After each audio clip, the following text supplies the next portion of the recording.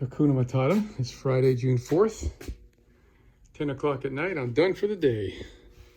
And I finished working on this last couple of days. I don't think I made any videos on the way here. I can't recall, sorry. But breaker for the inverter, breaker for the battery charger, the chassis battery charger, breaker for the house power, 24 to 12. There's my BMS, and there's my battery balancer.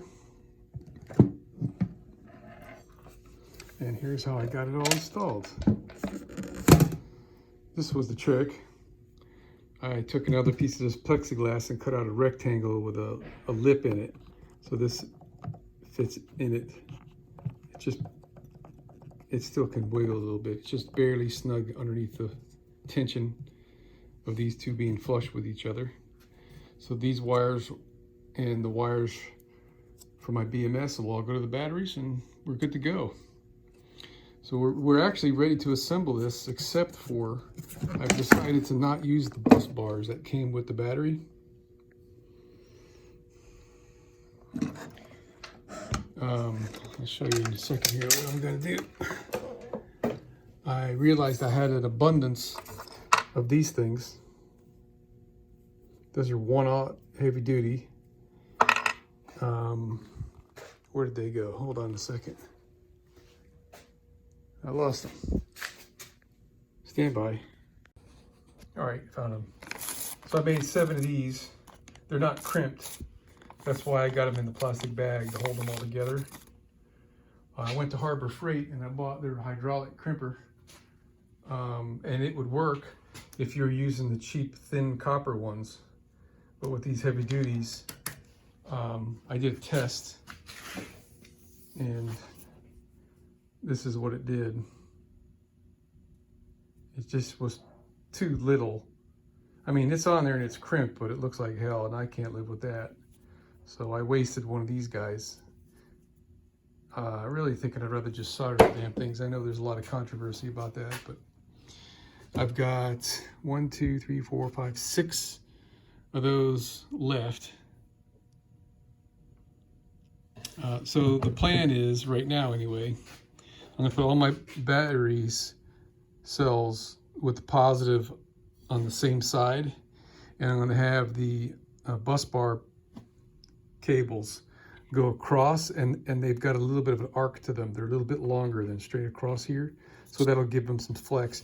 And this is really flexible stuff, man. I don't know if you've noticed, but I mean, look how it's hanging there. It's very, very flexible, that welder's cable stuff. So as soon as I get a battery crimper, I mean a terminal crimper for these guys, or make my own, or decide to solder them, we'll be able to put this thing together. Good morning, it's Sunday, June 6th. We're gonna get back on the battery here after breakfast. On the way home from work Friday, I went over to Harbor Freight and I bought this guy, hoping it would do the job, because it says it does 1/0. And it might do 1/0 if you use those cheap, really thin copper terminals, but it did not work for the terminals that I have. It just destroyed it. So I ordered this guy from Amazon because it includes a lot more dies, all the way up to 120 millimeter. So it looks like the size that will be the correct choice is 50 millimeters. The next size up is 70. And when you put this terminal in there, it just touches it. It won't even crimp it. So that's too big. So you have to go with the next one smaller. We're gonna give this a shot and see how it works. I'm almost completely satisfied with this tool. There's a manufacturing defect. I'm not sure, I'm calling it a defect anyway. I'm not sure if it's a big deal or not, but the top of the piston is not flat. You can see it right there. where the edge of that piston meets this area, you can see it's crooked. It's not machined straight, and it's not machined at all, it looks like. So what that does is it causes this to lean like that. Not to that extent. When this bolt at the top is a 90 degree, or very close to 90 degree anyway, to these ways. So we're gonna give it a shot anyway, because there's plenty of give here that the crookedness of that piston head might not make any difference at all. And if this works, on these, we'll be able to put the battery together today. All right, so forgive me for working over my battery, but we're getting ready to make a crimp here. And I don't know how well that is showing up in the video, but you could see the piston is touching on one side and not the other. And I've got this terminal just barely squeezed in there. I mean, it looks like it's the right size die, and it might just work absolutely perfectly, but I'm a bit of a perfectionist. So there, you can see right there, you can see light through this side, it's touching on that side. So it's pretty damn crooked. So let's stick the wire in there and give it a squeeze and see how it comes out. Well, it looks great. I should have crimped this a little bit further back, I think. But I'm happy. You could tell that it's crimped pretty well because when you kind of bend this back and forth, you can feel its stiffness. I mean, I'd have to cut this in half to really verify how well it's crimped, but geez, that looks nice. All right, I gave it a second squeeze, a little bit further back to the bell here, and I like it. I think we're good. So I'll be able to use this later, but for now, I'm going to put together all my bus bar guys. So look at that.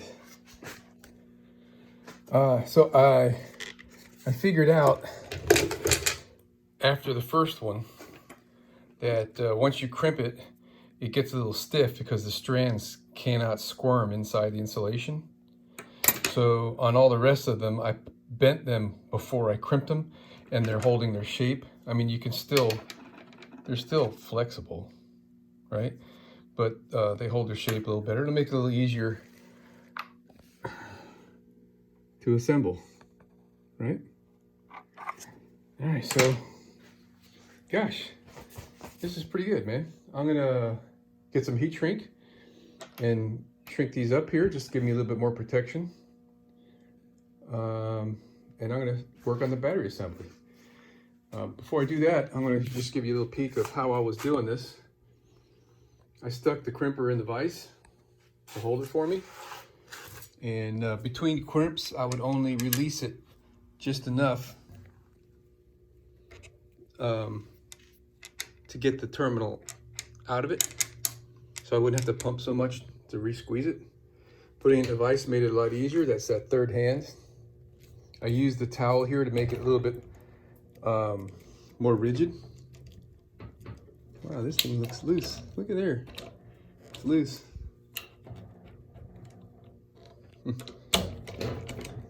Incredible. Cheap stuff. You get what you pay for, right? All right, so this is the build for real now. I'm putting my insulators in. You see, I've got that guy in there. And these are just pieces of cardboard and some file folders. Stick that guy in there like that. Bada bing. rinse and repeat. So I'm putting a squeeze, and this is just a feel thing. They keep yielding slightly as the goo inside these things is, the sides are flattening out from the squeeze. And I'm going around and around, and I'm getting a little bit more with the same amount of force that I'm turning here.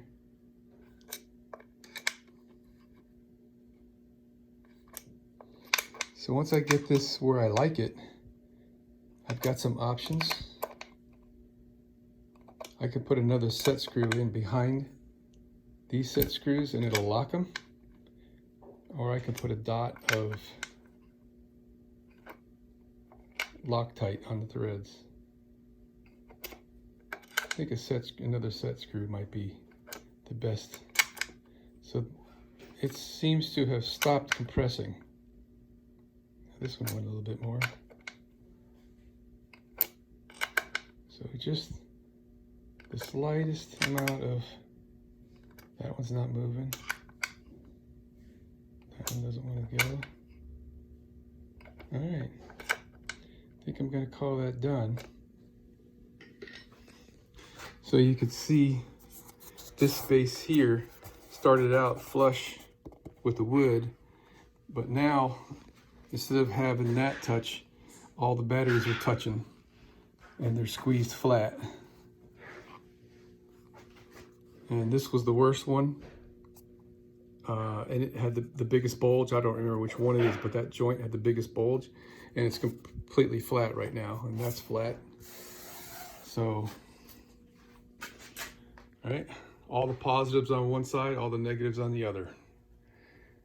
And our bus bars are going to go in there at an angle. And that's intentional to take stress off the terminals and put the cable in there, and I'll show you that in just one momento. All right, so we're getting ready to do our install. I bought these 6mm by 20mm stainless steel set screws, and we're going to do the install on all these studs first. And I'm using some Loctite medium strength thread locker on the studs in the holes only. Only because there's so few threads inside these holes. I want to maximize the life of these holes as best as I can, and I therefore don't want to see any torsional movement while I'm tightening the nut. And I could use the Allen key in every hole while I'm tightening, but I am just making the decision now to put a little tiny dot of thread lock on the tip of the set screw like that. And when I screw it in, it's the medium strength stuff, so it's not going to be ballistic strong as if it were like bearing mount or the high strength stuff. There. Okay, just snug in the hole, and that's the best that we're going to be able to do on that. Okay, so here's my proof of concept initial build. Everything's connected but hand tight right now. You can see our active balancer is got illumination here, and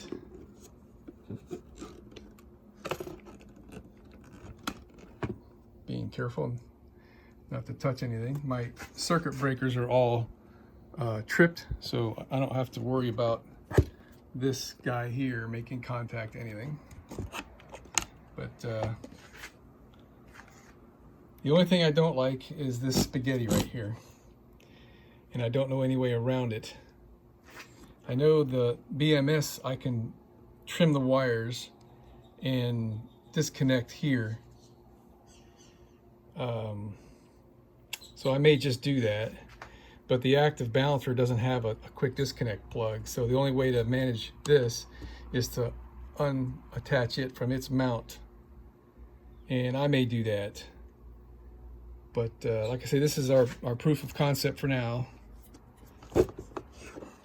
This is going to just slip underneath that piece of angle. Then we got our 4 screws here to hold this down, and the battery is built. Still waiting for that other breaker, and I still got to put my notches in here, which I'm a little disappointed I didn't do that. So now everything's going to get dirty with sawdust, but nothing I can't just blow out with compressed air. So it's doing what I want it to do. Just don't really like all those balance leads just laying on top of everything else in there. So I'm going to see if I can come up with something for that, because, you know, this is going to be shaken to some degree. It may take 10 years, but something could rub through. Now this is much nicer. Just tie wraps. All right. So that's pretty satisfying. Guess I could do a little bit better on the cable management back there, but we're looking good. So I can't do the final thing here because there's a contact enhancing corrosion preventative product. I can't recall what the name is. I contacted a friend of mine who's an electrician. He's getting that for me, and we're going to apply that underneath all these high current terminals adjacent to the battery. We've got dissimilar metals involved. We've got aluminum, tin plated copper, and stainless. So yeah.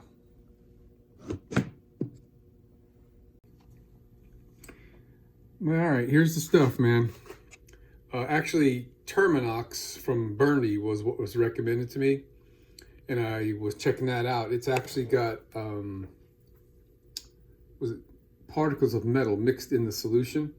I don't know if this one does. Have to get my magnifying glass out and read this thing. But if you look close, aluminum to copper connections.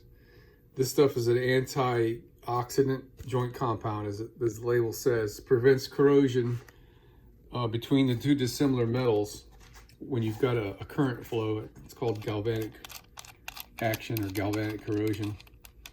And in electrical, the corrosion between those surfaces can cause the connection to degrade and create some resistance. And then it generates some heat, and, you know, I guess in its worst case scenario, you could generate a fire. So we're going to apply the stuff as it's indicated. I didn't mention earlier that before I started the assembly, I took Scotch-Brite and I polished up the surface of the terminal before I put the stud in. It was real easy. I just put my thumb over the top of it, spun it back and forth until I got a good shine. And then I did similar here. I shined these things up with some like 400 grit sandpaper. I started with the Scotch-Brite. It really wasn't getting it, so I got them nice and clean. So now we're gonna open this guy up and see what it takes to get it to work. I'm sure it's just a little dab will do you kind of thing. All right, so I'm going to use this little acid brush here to apply the goop. And a little trick here that I learned a while back. The bristles are always way too long on these things for my likings.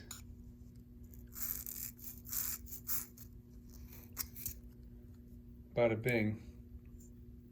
All right. I could have even gone a little shorter, but that'll work. All right, so that's what it looks like applied. And the stuff is like a gritty grease. So I guess this is just like the Burndy product that I saw on the internet, where it has, I put it on both sides. It's got metal particles made right into it. To enhance the contact between the two metals. So now we can put this together and torque it. How about that? All right, so we're mocking up how this is going to be installed in the bus. And I just cut this, the positive and negative that's going to be going to the inverter. And I've got my negative right there. No, I mean that's the positive. It runs along the side, comes out the back, and then the negative is coming from this. I made a mistake. I forgot about this shunt. That's got to be hooked in series with the negative.